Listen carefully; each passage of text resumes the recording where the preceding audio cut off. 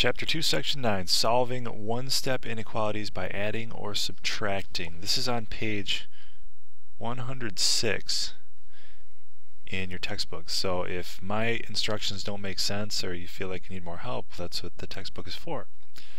Now, all of these inequalities are going to have x being positive, and that's kind of important because when x is positive, or when the variable is positive, solving these things is really easy. So they're solved just like equations, just like regular equations. So first part, we're writing an inequality, then solving it. 6 less than n is less than 9.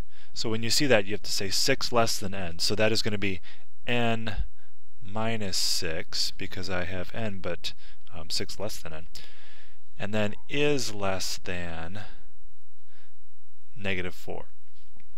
When I solve this, it's just like solving a regular equation, since my variable here is positive. So if n minus 6 is less than minus 4, I do the same thing I do with solving equations. I'm going to do the opposite of this operation.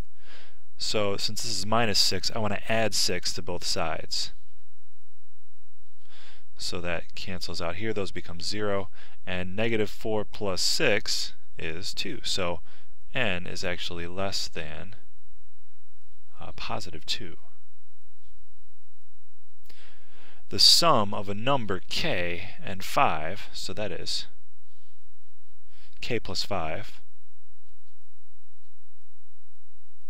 or I guess it could be 5 plus k, since you know, because of the commutative property, the order doesn't matter when you add.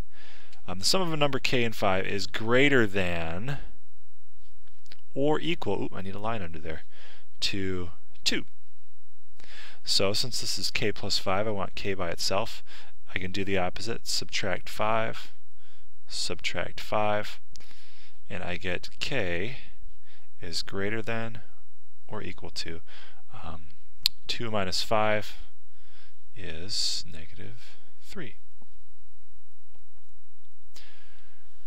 Let's see, oh, you must be at least 48 inches tall to ride an amusement park ride, and your little sister is 39 inches tall.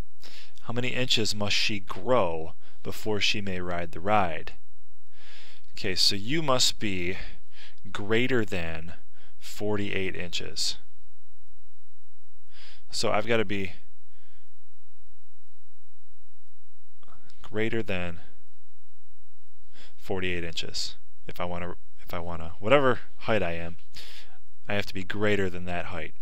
So the sister is 39 inches tall, and she has to grow quite a bit to be 48 inches. The way this would look is I is the variable, and 39 is where she's starting. So 39 plus what number of inches is greater than 48? So what I can do, since this is 39 plus I can just subtract 39 from both sides, minus 39, and that would get rid of my 39 here, and I get I is greater than 48 minus 39 is 9. So she's got to grow. Actually, you know what, now that I'm thinking about it, she has to be at least 48 inches tall, so this is going to be greater than or equal to, because if she's 48 inches, then she can ride this thing. It's not like she has to be 48.01. She has to be at least 48 inches. So if she grows 9 inches or more, she could grow 12 inches or 15 inches or whatever. If she grows more than 9 inches, she's going to be tall enough to ride this ride. So that was a greater than or equal to. The second part, solve each inequality and graph the solutions. 7 plus x is greater than or equal to 9. Maybe you're getting good at this by now. Minus 7, I do the opposite here. And I'm left with x is greater than or equal to 9 minus 7 is 2. Let's take this one. 0 is greater than or equal to x. Oh, I'm sorry, I almost forgot to graph. What am I thinking here?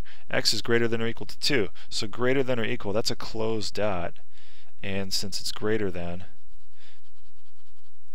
I draw a nice thick line with an arrow. What that's saying is that any number from 2 to infinity solves this inequality. It could be 3, it could be 4, it could be 2 itself since it's greater than or equal to. But any number is a solution to this inequality. Alright, back to this one. 0 is greater than or equal to x plus 12. I subtract 12, so I get negative 12 is greater than or equal to x. And if I want to, I can flip that. X is less than or equal to negative 12. The reason I flip it is because for me it makes it easier to graph. Now I know that x is less than or equal to negative 12, and since this is less than or equal, I've got a closed dot, I've got a filled in dot, and less than goes that way. So that means x is any number. It could be negative 13, negative 14, 15. It could be anything in between there, including negative 12, to be a solution of that inequality. So this stuff is pretty simple. When you get to practice 210 or chapter 210, there's a little trick when you see a negative variable, and we'll get to that soon.